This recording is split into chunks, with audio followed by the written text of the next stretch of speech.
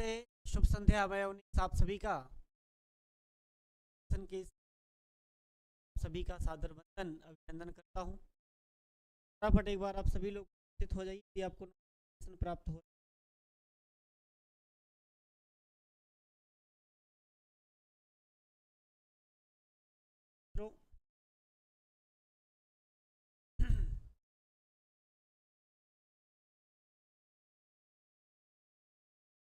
तो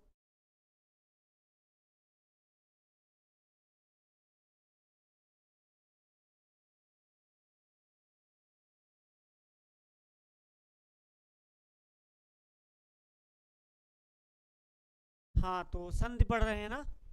आगे आज संधि की प्रक्रिया में देखेंगे तो नहीं, हाँ, जितना हो सके कहाँ से, रीते च तृतीया समासे से।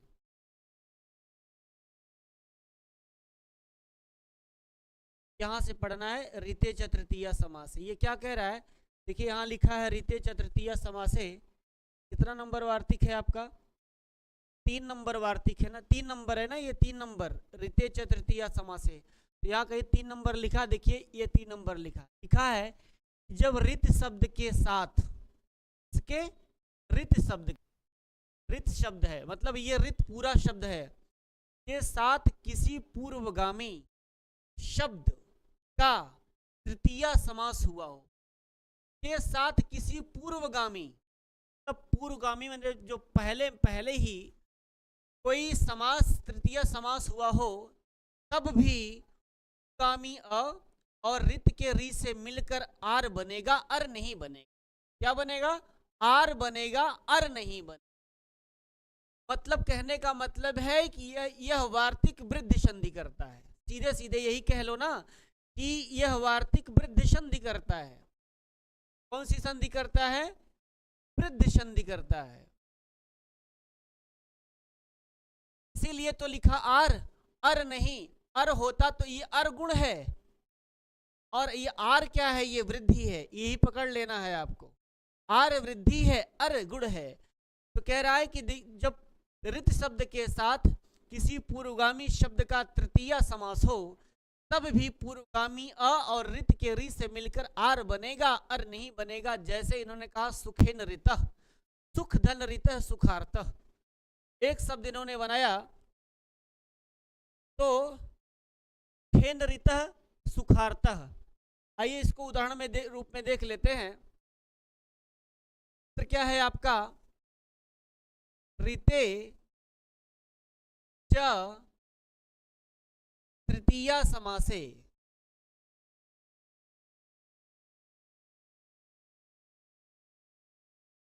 अवर्ण के बाद रित शब्द होने पर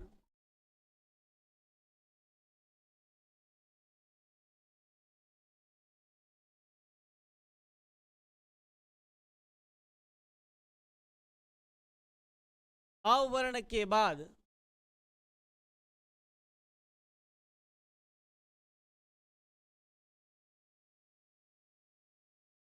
रित शब्द होने पर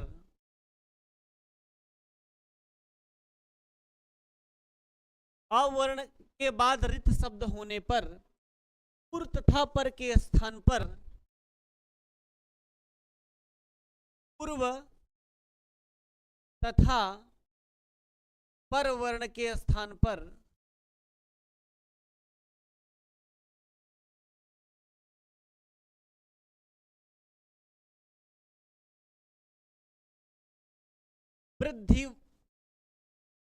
वृद्धि वर्ण आदेश हो जाए।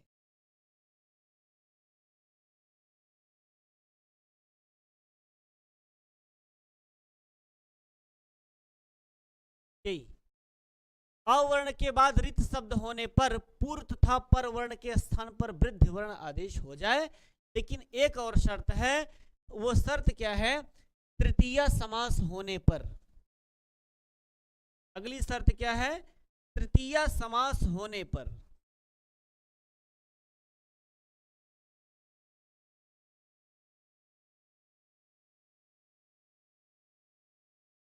प्यारे, इसमें 2 शर्त कंडीशन है। एक कंडीशन ये है कि अवर्ण हो, इसके बाद रित शब्द हो, तो आवर्ण और आ और री मिल करके क्या हो जाए, वृद्धि वर्ण हो जाए। लेकिन एक शर्त यह है कि तृतीया समास होने पर मतलब तृतीया समास हुआ हो। अगर तृतीया समास नहीं हुआ होगा तो नहीं बनेगा। ठीक है, तृतीया समास अगर नहीं हुआ होगा नहीं बनेगा। बात समझ गए, तब नहीं बनेगा। अब उदाहरण आप जैसे समझें, खेन ऋतः,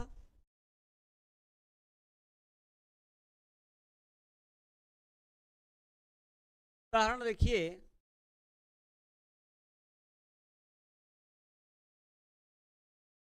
खेन ऋतः मतलब सुख से युक्त।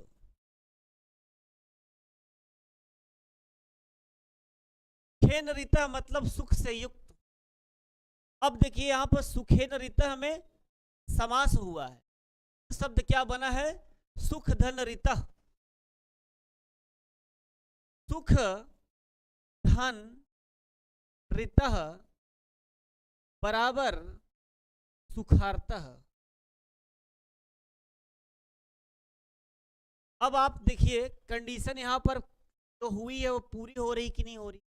कह रहे आवर्ण के बाद रित शब्द होने पर, तो सुख में क्या है, सुख में आप तोड़ लेंगे, सुख से आप निकाल लेंगे आ, आगे क्या है, रित है, तो सुख के बाद अवर्ण के बाद अवर्ण है ना, इसके बाद रित शब्द होने पर आगे रित शब्द आया है, तो पूर्व तथा पर वर्ण के स्थान पर वृद्धि वर्ण आदेश हो जाए।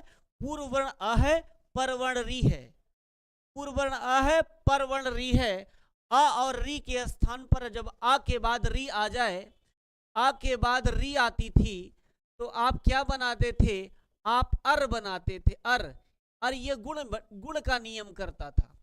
आ या आ के बाद छोटी री या बड़ी री आए तो क्या बन जाता था, अर बन जाता था, गुण संधि का नियम करता था। परंतु यह वार्तिक जो है वृद्धि करता है, इतनी बात आपने ही नोट, वृद्धि करता है, यह वार्तिक वृद्धि करता है। तो अर नहीं बनेगा, यहां जबरदस्ती आर बना दिया, बने ये नियम के थोड़ा सा खिलाफ चल रहा है। तो स्पेशली कुछ शब्द ऐसे हैं वहीं पर यह नियम काम करता है। जहां जहां वार्तिक आता है, वार्तिक यही काम करता है कि पाणिनि ने जो कार्य कर दिया है उसके बाद कुछ जो नए नियम लग करके शब्द का निर्माण होता है, वहां पर वार्तिक का एक अपना नियम लग जाता है। तो जो कात्यायन ने अपना नियम लगाया वह वही नियम है, उन्होंने अर को आर बना दिया। अब इस आ और री के स्थान पर क्या बनेगा प्यारे, यहां आर बन जाएगा, आर। आर जब बनेंगे तो सुख में आप ख में जाकर के ये वाला आ मिलेगा तो सुखा बन जाएगा। आगे त है तो सुखात बन जाएगा, ये र जाकर के इसके ऊपर चढ़ जाएगा, बन जाएगा सुखार्त, सुखार्त बन जाएगा। मतलब ये वाली कंडीशन यहां पूरी हो रही है। लेकिन दूसरी कंडीशन, ये पहली शर्त थी और ये दूसरी शर्त थी। दूसरी शर्त कहता है रिते समास होने पर, तो यहां पर सुखेन रित है, यहां समास हुआ है, सुखेन में तृतीया है, मतलब सुख से युक्त है ना, सुख से युक्त, इसलिए यहां पर कौन सा समास है, तृतीया तत्पुरुष समास। यहां पर तृतीया तत्पुरुष समास हुआ है, नियम दोनों फॉलो हो गए, इसलिए हमारा यह आपका ऑप्शन यह बन के तैयार हो गया। एक बात क्लियर हो गई। दूसरी चीज देखें तो और उदाहरण देख सकते हैं हम, जैसे इसमें बाबूराम सक्सेना में केवल एक उदाहरण दिया है सुखार्तः, इसी प्रकार से आप सुख धन ऋतः बना सकते हैं। इसी तरह से दूसरा उदाहरण आप सुख धन ऋतः बना सकते हैं। क्या दूसरा उदाहरण आप बना सकते हैं, सुख धन ऋतः, सुख धन ऋतः करेंगे तो खा में आ है, आगे री है, आ री मिलकर के आर बनेगा, अर नहीं बनेगा। और यहां पर समास भी हुआ है दुखेन ऋतः, तो यहां क्या बनेगा, आप समास करके देख लें तो बना है दुखेन ऋतः। दुखेन ऋतः बना है प्यारे, और जब दुखेन ऋतः बना है तो ये बन जाएगा आपका दुखार्तः, मतलब दुख से युक्त, दुख से युक्त, सुख से युक्त, दुखार्तः बन गया। यही और एक उदाहरण ले लेते हैं, तीसरा, 2-3 उदाहरण आप देख लें।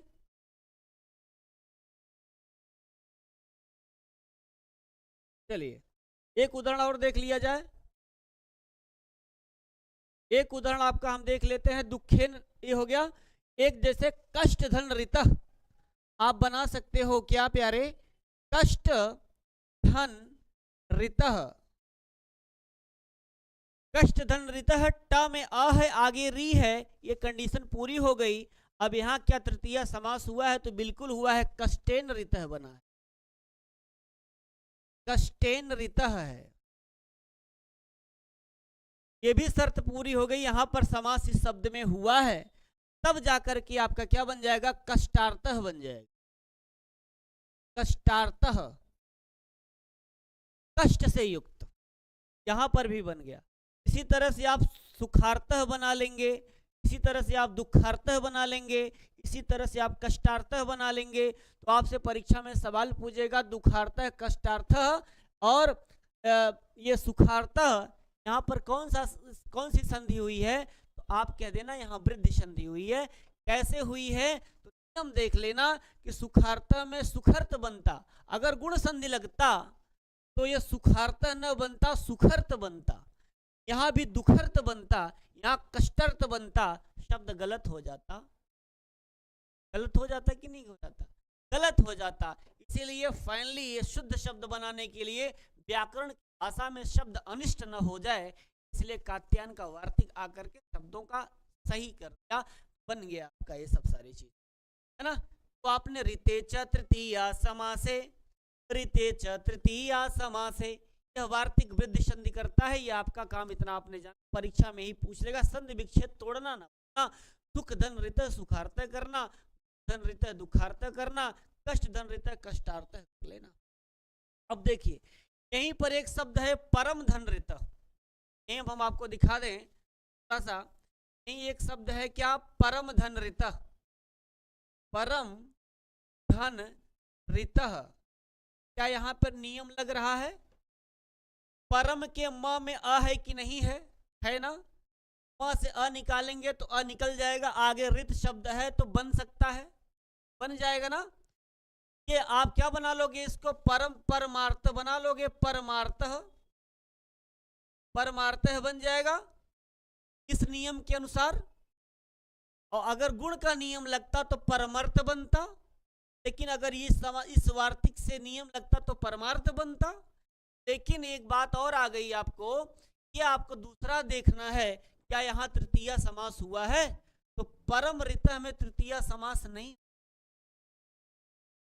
जब तृतीया समास नहीं हुआ है, कौन सा समास हुआ है, परम चा असौ ऋतः, इसका जो है परम चा असौ बना है, क्या बना है प्यारे, परम चा असौ ऋतः, परम च असौ ऋतः, ऐसा करके ये कर्मधारय समास बना है,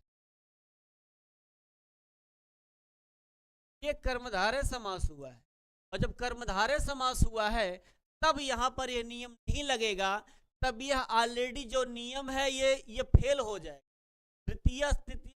ऋते च तृतीया समास से यहाँ नियम काम नहीं करेगा, यहाँ सीधे सीधे काम कर जाएगा आदगुण, ये आदगुण लग जाएगा, और आदगुण लग करके ये अर बना देगा, परमर्थ बनेगा, ये परमर्थ ही बन जाएगा, परमार्थ नहीं, या यही शब्द शुद्ध होगा, ये ऐसे ही रह जाएगा, क्योंकि यहाँ पर एक शर्त है कि यहाँ पर तृतीया समास नहीं हुआ, कर्मधारय हुआ, इसलिए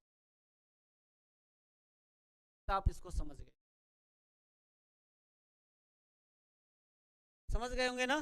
चलिए आगे बढ़ते हैं। अब एक आपका सूत्र कंप्लीट हो गया सक्सेना का, आप स्क्रीनशॉट ले लेना, रोक करके आप नोट्स बना लेना, आगे चलें। तो हम लोग इसको पढ़ लिया, ऋते च तृतीया समास से। अब हमको पढ़ना है ऋत्यकः, इसको पढ़ना, ये कंप्लीट हो गया। अब ऋत्यकः पढ़ना। ऋत्यकः क्या करता है, आगे लिखे ऋते परे पदांता अक प्रागवत, ये वृत्ति है, इस सूत्र की वृत्ति है। वृत्ति का मतलब जानते हैं, वृत्ति है। और वृत्तिकार कौन है, भट्टोज दीक्षित। भट्टोज दीक्षित वृत्तिकार हैं। ऋत्यकः सूत्र क्या करता है, ऋते परे पदांता अक प्रागवत। अब देखिए यहाँ लिखा है 4 नंबर, ये है तो 4 नंबर का सूत्र कहीं दिख रहा है, देखिए अच्छा के ऊपर 4 नंबर लिखा है। ये कहता क्या है, यहाँ लिखे हैं अ या आ, ई या बड़ी ई, छोटा उ या बड़ा उ, री बड़ी री तथा री, मतलब पूरे स्वर आ ई उ री री, ए ओ आई औ को छोड़ दिया। केवल अक प्रत्याहार में कितने वर्ण आते हैं, तो आ 5 आते हैं, आ ई उ री री। लेकिन आ का दीर्घ भी होता है तो दीर्घ आ गया, का दीर्घ होता है तो दीर्घ को रख लिया, का बड़ा ऊ होता है तो भी रख लिया। री की बड़ी री होती है, री का कोई दीर्घ नहीं होता, हर्ष ही होता है। तो इतने किसी कह रहे हैं, इतने के बाद जब किसी पद के अंत में रहें, ये किसी पद के अंत में रहें, मतलब जब आप संधि करते हो, संधि को रखते हो तो कोई पद होता है, जैसे राम, जैसे श्याम, जैसे बालक, जैसे हरि, जैसे ऋषि, बहुत सारे ऐसे शब्द हैं। उस पद के अंत में राम में माँ में अ है, ऋषि में श में ई है, बालक में क में अ है, भानु में ना में ऊ है। इसी प्रकार से कह रहे हैं कि जब किसी पद के अंत में रहें और इनके बाद हर्षरी आए, आगे हर्षरी आना चाहिए, ये बात, आगे हर्षरी आए तो वे विकल्प से हर्ष हो जाते हैं। इतनी बात याद रखना, यहां कह रहे हैं विकल्प से हो जाते हैं। अब जब व्याकरण में कोई कार्य वैकल्पिक होता है, विकल्प से होता है, मतलब 2-2 रूप बनेंगे, आपको बताया हूं, तब 2-2 रूप बन जाएगा। विकल्प से कार्य हो जाते हैं तो कह रहे हैं यदि पहले से हर्ष हैं, मतलब विकल्प से हर्ष हो जाता है, ऐसा बोल रहे हैं। मतलब यह सूत्र क्या किया, यह सूत्र यही कहता है कि अक के बाद, आ ई उ री री के बाद जब कोई इनके बाद कोई ऐसा पद आए और इनके बाद हर्ष री आए तो विकल्प से हर्ष हो जाता है। क्या हर्ष हो जाता है इन्होंने नहीं बताया, हर्ष क्या हो जाएगा भी मैं आपको बताऊंगा, हर्ष क्या हो जाएगा। और यदि पहले से हर्ष है तो अभी फिर भी हर्ष हुआ माना जाएगा। अगर ऑलरेडी हर्ष है तो हर्ष ही माने जाएंगे। और इस प्रकार हुई हर्ष विधि में फिर दूसरी संधि नहीं होती, इसे प्रकृत भाव कहते हैं। यह नियम गुण संधि का विकल्प प्रस्तुत करता है। उदाहरण के जैसे कहा कि ब्रह्माधन ऋषि, तो ब्रह्म ऋषि भी बनेगा और ब्रह्मर्षि भी बनेगा। सप्तधन ऋषि नाम, तो सप्तधन ऋषि नाम भी बनेगा, सप्त ऋषि नाम भी बनेगा। इस बात को अब आप समझो हमसे, थोड़ा सा यहाँ हम आपको थोड़ा समझा बता दें ताकि आपको समझ में अच्छे से आ जाए। चलिए, तो हम लोगों ने क्या पढ़ना है, ऋत्यकः।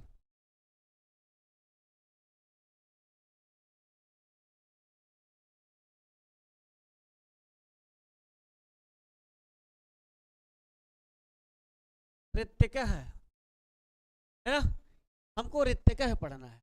ऋत्यकः में 6-1-188 का नंबर क्या है, 6-1-188, 6-1-188।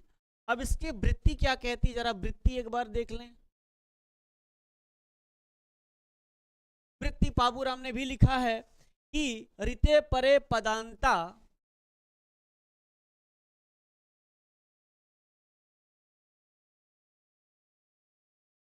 ते परे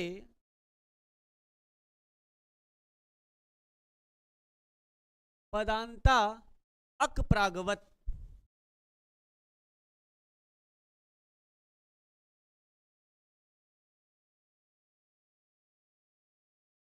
ऋते परे पदांता अक प्रागवत, यह वृत्ति है।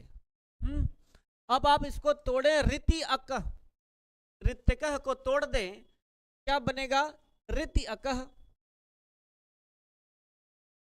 ऋत अकः, ऋत अकः, ऋत्यकः। ऋति में तो यहां ऋति है,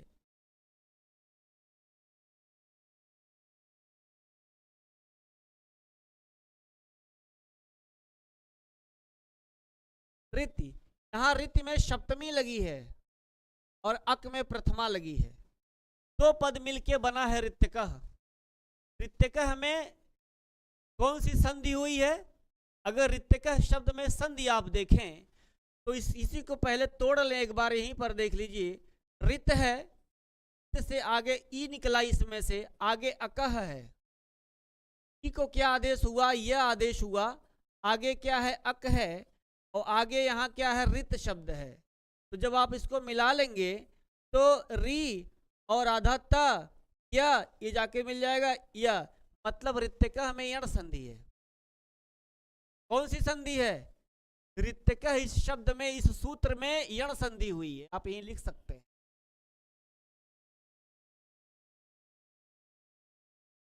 यण संधि हुई है। ऋति में सप्तमी है, अक प्रथमांत है, दोनों पद, दो पद हैं, इसमें कितने पद हैं? दो पद मिलकर के। अरे टीजीटी वगैरह में तो नहीं पूछेगा, नहीं तो एलटी का एग्जाम देंगे या कोई भी एग्जाम देंगे तो आपको एक एक चीजें पूछने लायक हैं व्याकरण में। व्याकरण बड़ा प्यारा सब्जेक्ट है, जब व्याकरण आने लग जाता है तो अंदर ही आती है बहुत ज्यादा ना। तो ऋते परे पदांता अक प्रागवते वृत्ति है, ऋति अकः, दो पद है। अब ये कहता क्या है? कहते हैं कि हर्षुरी के बाद में होने पर, भाषा देखिए,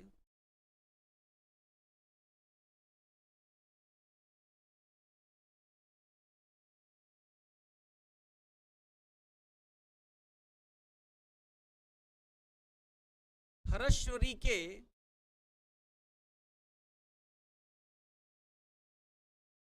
बाद में होने पर,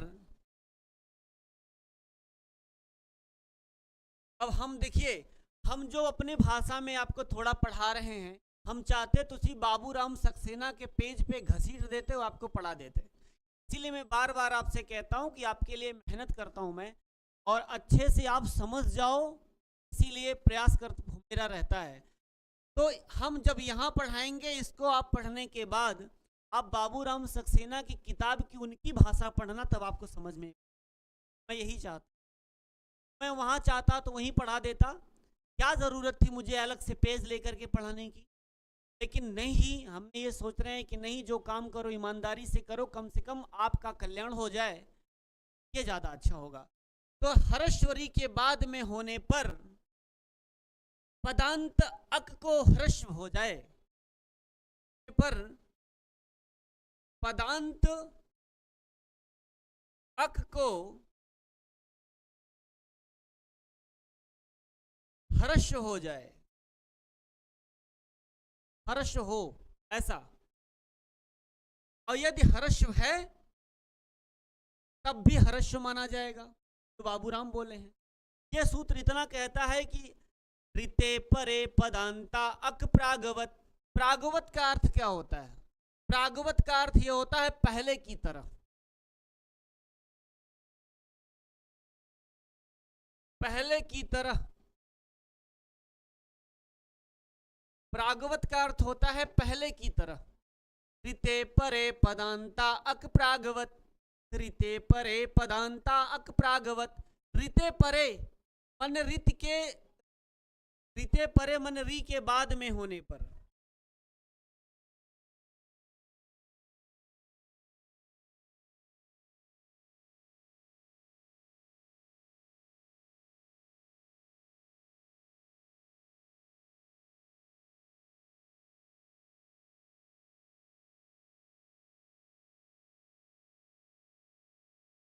तो लिखा है ना कि ऋते परे पदांता अक प्रागवत, हर्षुरी के बाद में होने पर। पदांता लिखा है ना, पदांता माने पद, पदांत माने पद के अंत में अक जो है, अक कौन है, आ ई उ री री, इनको ह्रस्व हो जाए। अब आपको उदाहरण देखिए, लेकिन एक शर्त और यहीं पर एक बात है, यदि पहले से ह्रस्व है, अब ये बाबूराम की भाषा में, यदि पहले से ह्रस्व हैं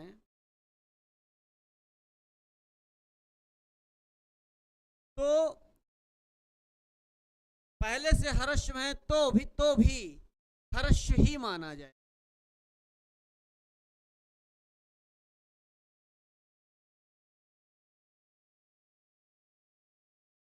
तो भी ह्रस्व ही माना जाएगा। इतनी बात हो गई। अब ह्रस्व करने का अर्थ क्या है ये समझो। ये वाला नियम देखो कि ह्रस्व करने का अर्थ क्या है। ह्रस्व करने का अर्थ यानी मतलब क्या है प्यारे, जानते हैं क्या मतलब है? प्रकृति भाव करना।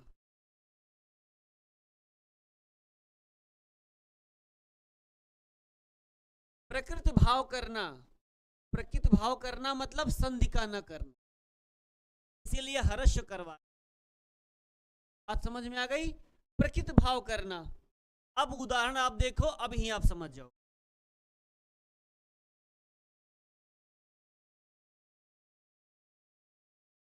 चलो अब यही उदाहरण आप देखो।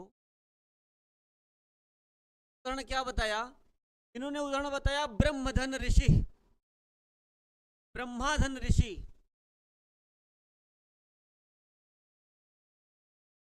ब्रह्मा धन ऋषि। अब नियम कानून लगाओ, देखो लग रहा है, बैठ रहा है कि नहीं बैठ रहा है। कहा कि ह्रस्वरी के बाद में होने पर, ह्रस्वरी है, ह्रस्वरी के बाद में होने पर, तो कोई शब्द है बाद में है, बाबूराम ऐसे कहे होंगे, आ ई उरी री के बाद जब ह्रस्वरी आए तो इसके बाद पूर्व में वर्णों का ह्रस्व हो जाए, सीधे सीधे लिखे हैं। हम थोड़ा ऐसे लिख दिए, ह्रस्वरी के बाद में होने पर, ह्रस्वरी बाद में है तो पदांत अक को ह्रस्व हो जाए, पदांत अक को ह्रस्व हो जाए। पदांत क्या है? ब्रह्मा एक पद है, ब्रह्मा शब्द एक पद है। इस पद के अंत में क्या है? आ है, यही शब्द लिखा है अक। अक में क्या आते हैं आप? अक में जानते हो ना, अक में क्या प्रत्यय? आ ई उ री री, आ ई उ री री, ये अक प्रत्याहार में आते हैं। तो इसी अक प्रत्याहार में अगर छोटा आ आया तो बड़ा आ भी आएगा, तो ब्रह्मा बना, नियम कानून लग हो गया। अब ये कह रहा है पदांत अक को ह्रस्व हो जाए, ये ऑलरेडी तो ह्रस्व है ही, इसके पूर्व के वर्ण जो हैं, ये ब्रह्मा का जो हा है, ये इधर वाला ह्रस्व होगा, है ना। और अगर ये ऑलरेडी ह्रस्व है, यदि पहले से ह्रस्व है तो भी ह्रस्व माना जाएगा। यदि ये ह्रस्व पहले से कोई शब्द है, जैसे ब्रह्मा न होकर के ब्रह्म होता, तब भी क्या हो जाता? तब भी संधि न होती, तब भी प्रकृत भाव संधि करता। यह सूत्र ऋत्विक, ऋत्विक क्या काम करता है? एक तरह से समझ लो कि प्रकृति भाव करता, एक तरह से प्रकृति भाव संधि करता है। अब देखिए, अब जब इसको ह्रस्व हो जाएगा तो क्या बनेगा? ये ब्रह्मा है, तो ब्रह्मा का जब ह्रस्व बनेगा तो ये ब्रह्म बन जाएगा, आ हट जाएगा, आ बड़ा आ था तो ह्रस्व हो जाएगा, तो छोटा आ हो जाएगा तो ब्रह्म हो जाएगा। आगे क्या है? ऋषि। अब ब्रह्म धन ऋषि कर लेंगे। क्या करेंगे? ब्रह्म धन ऋषि कर लेंगे। अब जब ब्रह्म धन ऋषि कर लेंगे, अब एक बात हमने यहां लिखा है, इस बात को पकड़ना कि ह्रस्व करने का अर्थ क्या है। तो कहे कि प्रकृति भाव करना, ह्रस्व करने का अर्थ है प्रकृति भाव करना। तो जब प्रकृति भाव हो जाएगा तो ये प्लस हट जाएगा, ये ऐसे क्या ऐसे रह जाए, ब्रह्म ब्रह्म और ऋषि। अब यहाँ संधि नहीं होगी, ये ऐसे लिखा रह जाएगा, यहाँ प्रकृत भाव हो गई, इसीलिए हर्ष करवा दी। लेकिन यह कार्य कैसा होता है? विकल्प से होता है, भी बात समझना।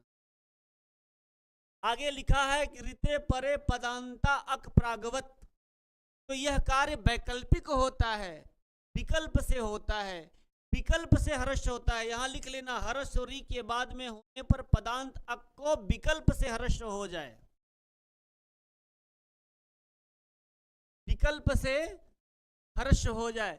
जब एक बार हर्ष हो जाएगा तो ब्रह्मधन ऋषि बन जाएगी। अब जब हर्ष नहीं होगा तब क्या हो जाएगा? यहां आकर के गुण संधि, गुण आदि गुण है, अपना नियम काम कर जाएगा। तो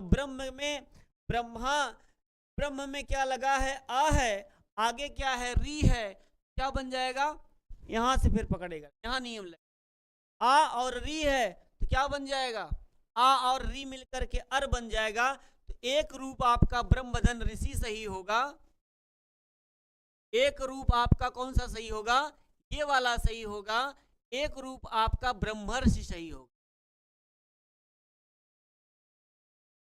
ये आपका ब्रह्मर्षि सही होगा। यहां आदगुण लग जाए।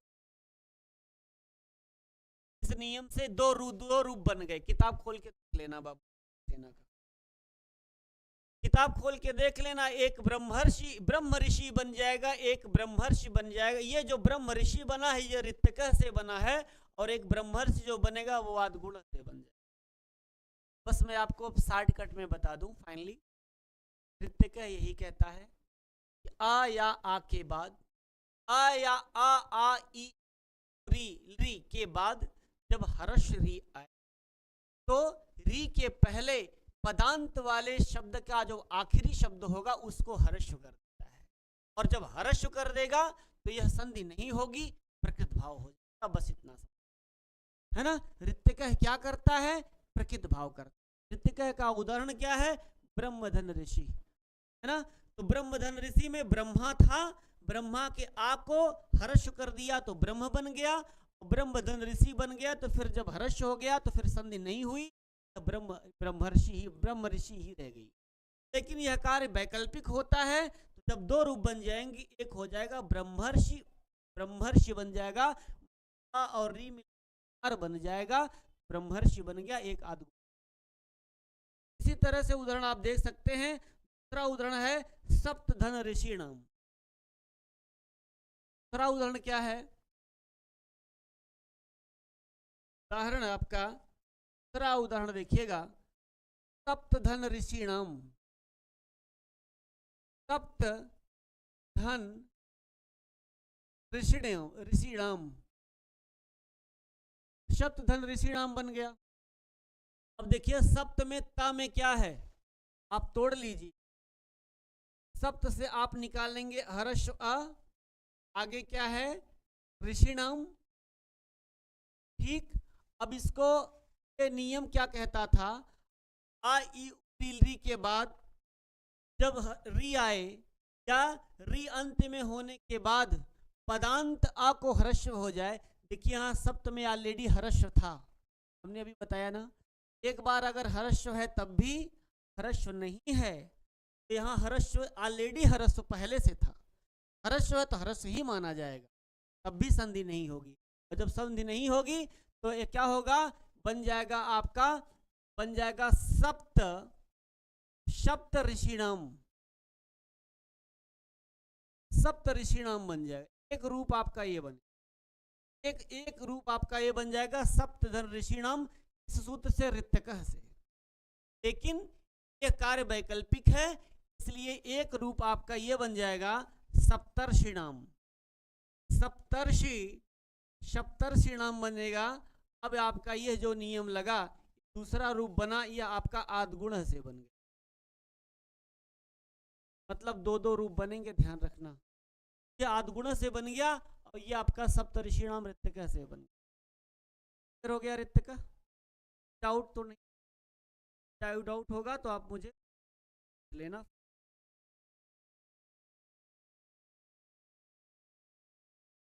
ठीक, तो आपने दो चीजें पढ़ ली। फिर से एक बार हम दोनों चीजों को रिवीजन कर लेते हैं, फटाक से फिर से जल्दी से आ जाएं टॉपिक पर।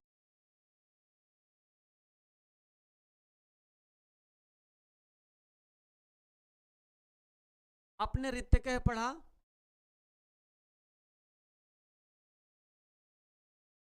ऋत्यच तृतीया समासे पढ़ लिया, और अब इसके बाद आपने पढ़ लिया ऋत्यकः।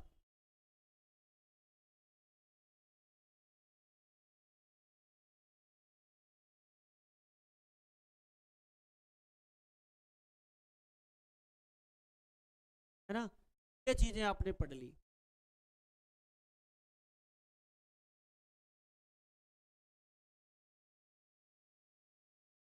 अब हमने कहा, लेकिन यह कार्य वैकल्पिक होता, देखिए इन्होंने लिखा है, कहता है अ या आ के बाद यदि ए या ऐ आए तो, ध्यान रखना, ए या ऐ आए तो ऐ हो जाए। अगर आ या आ के बाद ई या ई आता तो केवल ए बनता, गुण संधि बनती। लेकिन अ या आ के बाद अगर ए या ऐ आए तो ऐ हो जाएगा, इस संधि का नाम वृद्धि है। और अ या आ के बाद ओ या ओ आए तो औ बन जाए, इस संधि का नाम वृद्धि है। चलिए वृद्धि संधि को पढ़ते हैं।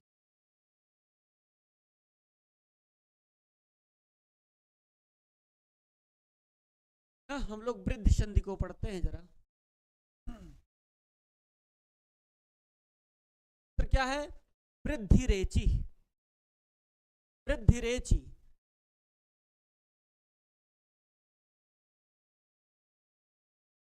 वृद्धि रेची सूत्र है एक, यह विधि सूत्र है, याद रखना। वृद्धि रेची 6188, नंबरिंग क्या है इसकी, 6188। आप यही लिख लेना विधि सूत्र, विधि सूत्र है ये, संज्ञा सूत्र नहीं है। संज्ञा सूत्र वृद्धिरादेश है, वृद्धिरादेश संज्ञा सूत्र है। वह केवल ये बताता है आ ऐ औ तीन वर्ण तुम वृद्धि हो। अब ये बताता उन्हीं तीन वर्ण जो वृद्धि हो उन्हीं का विधान करता है, ये वृद्धि रेची, इसलिए यह विधि सूत्र है। सूत्र 6 प्रकार के होते हैं ना। वृद्धि रेची आदेश परे वृद्धि रेखा देश स्यात्, आदेश परे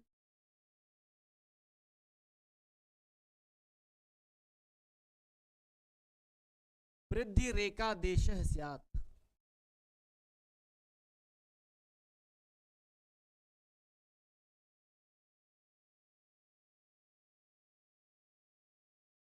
आदेश परे वृद्धि रेखा देश स्यात्, आदेश आत एच परे वृद्धि वर्ण आदेश हो जाए। आत एच बराबर वृद्धि, आत एच बराबर क्या, वृद्धि। वृद्धि रेची, वृद्धि क्या है, वृद्धि में आपकी लगी है प्रथमा और एच में लगी है सप्तमी, दो पद हैं वृद्धि और रेची। वृद्धि में प्रथमा, रेच में सप्तमी। इसको आप तोड़ें, आत प्लस एच बराबर वृद्धि। आत का मतलब क्या है, अ या आ। एच का मतलब क्या है, ए था आई। एच एच एच लिखा है ना, एच है यहां पर, सप्तमी में एच बन गया, ये आपका एच है। ये कहां कैसे कैसे आएगा, आई उल्ड आई उड़ आई उड़ रील रिका ए ओंगा आई औच, ए ओंगा आई औच। यहां से देखना, ए ओंगा आई औच, यहां से ए और यहां से लिया च, हमने कहा एच। एच में कितने वर्ण आते हैं, ए ओ आई ओ, 4 वर्ण आते हैं। इसी एच को सप्तमी विभक्ति में कहते हैं एच ही, यहाँ एच में सप्तमी। और वृद्धि में यहाँ प्रथमा विभक्ति का विधान है, दो पद से मिलकर बना है। और आगे कहा आत, ये आत जो है पहले से चला आ रहा है। आत एच वृद्धि, आदेच परे, आत एच के बाद में क्या हो जाए, एक वृद्धि संज्ञक आदेश हो जाए। अब अ या आ के बाद, अब देखिए अ या आ है, इसके बाद ए या ए आए, तो यहीं पर एक चीज और होगी आपकी, दोनों चीजें कर लीजिए यहीं पर फाइनली। फिर यहीं कर लीजिए अ या आ के बाद ए या ए आए तो ओ या औ भी आएगा, क्योंकि एच में ए और ए आया भी आया तो ए भी तो दोनों आएगा, इसलिए ओ और औ हो जाएगा आपका, ओ प्लस औ, तो सब मिलकर के वृद्धि ही होगी। वृद्धि में क्या होगी ये लिख देना है, आ या आ के बाद ए या आई आए, आई हो जाए, आ या आ के बाद ओ या औ आए तो औ हो जाए, यही डायग्राम बन गया। इस प्रकार से पढ़ोगे गुरु, मजा आ जाएगा। वृद्धि रेची ऐसे पढ़ी जाती, मतलब ऐसे आप पढ़ लेंगे, वृद्धि रेची, वृद्धि रेची आदेच परे वृद्धि रेखा देश स्यात्, ये वृत्ति है आपकी, क्या है ये वृत्ति कह रही है भट्टो दीक्षित की, आदेच परे वृद्धि रेखा देश स्यात्, आदेच परे वृद्धि रेखा देश स्यात्, आत एच वृद्धि बराबर वृद्धि रेच ही, आत एच वृद्धि बराबर वृद्धि रेच ही, आत्मने आ या आ, जैसे आप अत पढ़ते थे, अत एंच गुण संज्ञा स्यात्, अत पढ़ते थे तो अत में केवल क्या आता था, अ आता था, यहाँ आत लिखा है, आ का पंचमी में रूप चलाओगे आत या आद बन जाए, आत में अ भी आएगा आ भी आ जाएगा, दोनों साथ में आएगा क्योंकि अ 18 प्रकार।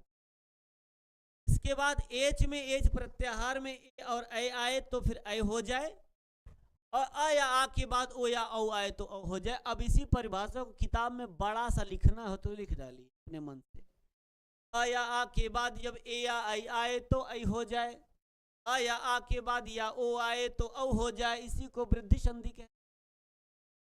चलिए अब यही लगे हाथ उदाहरण देखिए तो मजा आ जाए। आप क्या देखिए, उदाहरण देखिए, अभी आपको उदाहरण ज्यादा मजा तो उदाहरण में आता है। उदाहरण क्या क्या इन्होंने बताया है, उदाहरण दिया है इन्होंने कृष्ण धन एकत्वम, क्या कहा, कहा कि कृष्ण धन एकत्वम, कृष्ण धन एकत्वम, तो कृष्ण में से आप क्या निकालोगे, कृष्ण में से आ तोड़ लो, आगे क्या है एकत्वम है, एकत्वम है, आ के बाद देखिए कंडीशन पूरी हो रही है क्या, आ या आ के बाद ए या आए आए तो ए हो जाए, आ या आ के बाद ओ या ओ आए तो ओ हो जाए। कृष्ण में क्या है, ड़ में आ लगा है, आ के आगे क्या ए आया है, शर्तें पूरी हो रही हैं, कंडीशन लागू है, आ या ए के बाद क्या बन जाएगा आपका, यहाँ क्या बनेगा फाइनली, आ या ए के बाद क्या हो जाए तो आई बन जाए, आई बन गया, आगे हमने लिख लिया कत्वम, कत्वम इधर हमने कर लिया कृष्ण। अब जब हम इसको फाइनली मिला देंगे, कृष्ण आई धन कत्वम, क्या होगा, कृष्ण के ऊपर यह स्वर है जाकर के यहां बैठ जाएगा, कृष्णय बन जाएगा, कृष्णय कत्वम ऐसे बन जाएगा, आगे का कृष्ण का एकत्व, कृष्ण का एकत्व, कृष्ण एकत्व में कौन सी संधि हुई, वृद्धि संधि हुई, सूत्र कौन सा लगा, वृद्धि रेची लगा, ठीक हो गया, वृद्धि रेची आपका ये कृष्ण। इसी तरह से गंगाधन ऐशा, दूसरा उदाहरण क्या है, गंगाधन ऐशा,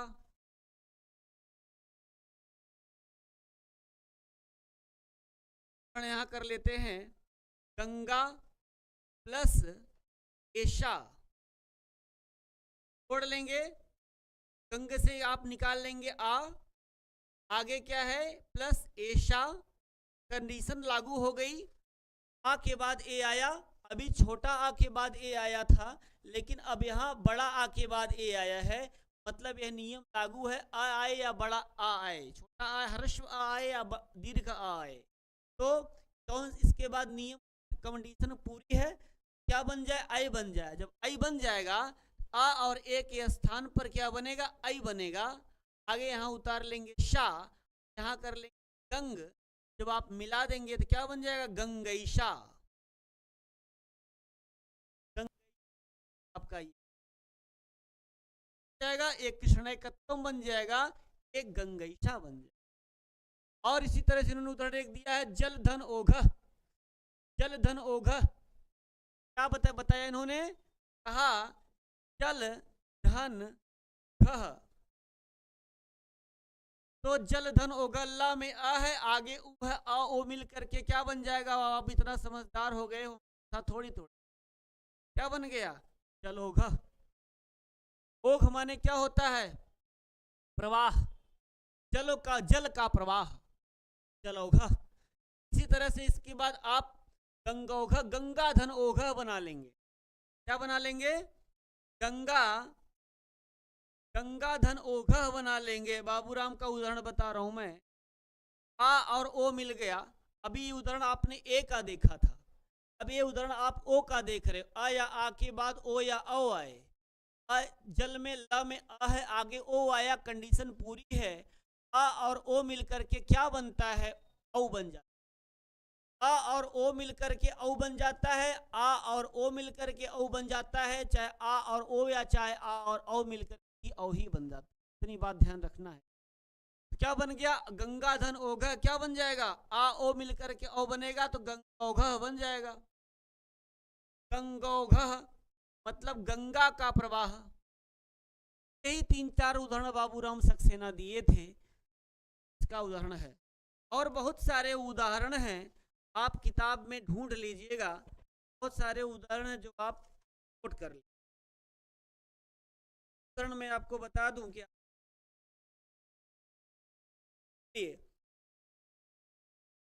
उदाहरण और देख लीजिए, जैसे न धन एवं, अन्य उदाहरण के रूप में आप देख लें। अन्य उदाहरण वृद्धि के,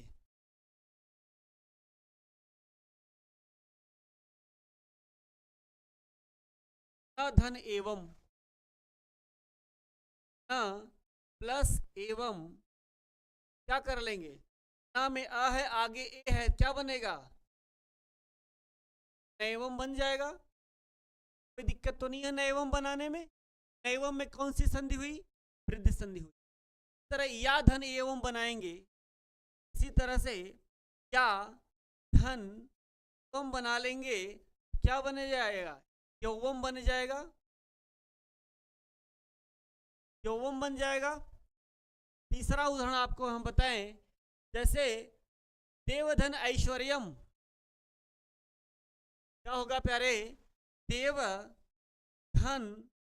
देवधन ऐश्वर्यम क्या बन जाएगा, देव में आ है, आगे ए है, आ ए मिलकर के ए बन जाएगा तो देवैश्वर्यम बन जाएगा। देवैश्वर्यम, देवैश्वर्यम, देवैश्वर्यम बन गया, ठीक है, देवैश्वर्यम। इसी तरह से आप मत धन एक्यम करके मतैक्यम बना लेंगे, न धन एतत करके नैतत बना लेंगे, तत्र धन एव करके आप तत्रैव बना लेंगे, तत्र धन एव बराबर तत्रैव, तत्रैव बना लेंगे। उदाहरण की कमी थोड़ी है, बहुत सारे उदाहरण आप नोट करते हो, देख सकते हो ना। इसी तरह से आप महाधन ओजस्वी बना सकते हैं, महाधन ओजस्वी क्या बन जाएगा, महा में हा में आ है, आगे उ आ ओ मिलकर ओ बनेगा, औ बनेगा, महा महोजस्वी बन जाएगा। महोजस्वी में कौन सी संधि है, वृद्धि संधि है, ठीक है, बना लिया आपने। इसी तरह से आप बनौकश बना लेंगे, बन धन ओकस, वन धन ओकसह, वन धन ओकसह बना करके क्या आ उ मिल हो जाएगा तो वनौकशः बन जाएगा। बहुत सारे उदाहरण आप किताब कापी उठाओगे, ढूंढोगे, खुद से करोगे तो अच्छा कर ले जाओगे। मास्टर के भरोसे रहोगे तो इतने ज्ञान पाओगे जितना आएगा आपको। कृष्ण धन औत्कंठ्यम, कृष्णौत्कंठ्यम बन जाएगा। एक ये उदाहरण बढ़िया है, कृष्ण धन, कृष्ण धन, कृष्ण धन औत्कंठ्यम क्या बनेगा? कृष्ण धन औत्कंठ्यम दिया है उदाहरण ना। हाँ, औत्कंठ्यम, कृष्ण धन औत्कंठ्यम,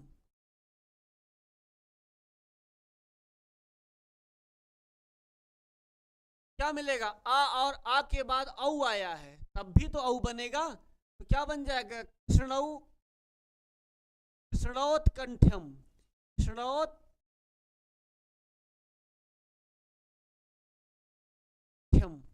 क्या आपका बन, कृष्णोत्कंठ्यम। यहाँ पे कौन सी संधि हुई? वृद्धि संधि हुई, कृष्णोत्कंठ्यम बन गया।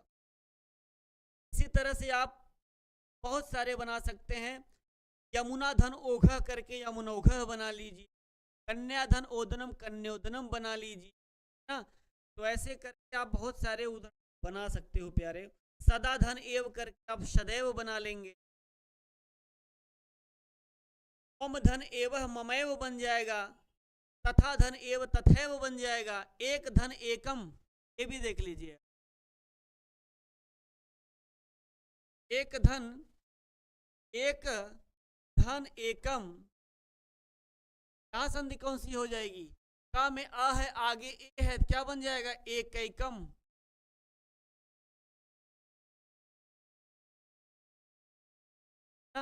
ऐसे बहुत सारे उदाहरण हैं, उदाहरण आपके बन सकते हैं। अब एक उदाहरण नहीं, कई हजार कई लाख उदाहरण होंगे। जहां जहां यह नियम काम करेगा वह शब्द आपका वृद्धि संधि बने, है ना। जहां लगेगा यह नियम आपका कार्य कर रहा हो, वृद्धि संधि का विधान हो, है ना। चलिए, और बहुत सारे उदाहरण आपने, 2-3 सूत्र आपने पढ़ लिया। अब इसके आगे अद्यव बन जाए, अद्य धन एवं एक भी है, अद्य धन एवं करके अद्यव बना लेंगे। अद्य धन एवं, अद्य में दा या में आ लगा है, दा और यह मिलकर के द्य बनता है, ये द्य। या में आ ये मिलकर के क्या बन जाएगा? अद्यव बन जाएगा, अद्यव। आपका ऑप्शन सही हो बन जाएगा, अद्यव। ऐसे बहुत सारे हैं। क्या कहता है सूत्र? वृद्धि रेची, आ या आ के बाद या ए और आई आए, आ या आ के बाद या ओ औ आए, क्या बन जाए? वृद्धि हो जाए। आत एच वृद्धि, आत, आत मतलब आ या आ, एच मतलब ए औ, बाद करके 2 वर्ण बन जाए, एक आई बनेगा, एक ओ बनेगा। वृद्धि में 3 वर्ण है। कौन कौन वर्ण है? 3, आ, ऐ और आपका औ। 3 वर्ण कैसे हैं? 3 वर्ण संज्ञक हैं। कोई कठिन अभी नहीं है, बहुत आसान आसान संधियां चल रही हैं आराम से। ठीक है, आज की कक्षा को हम यहीं पर विराम करेंगे। पुनः अगला सवाल जो हो, चीज जो पढ़नी होगी, पढ़ते हैं प्यारे।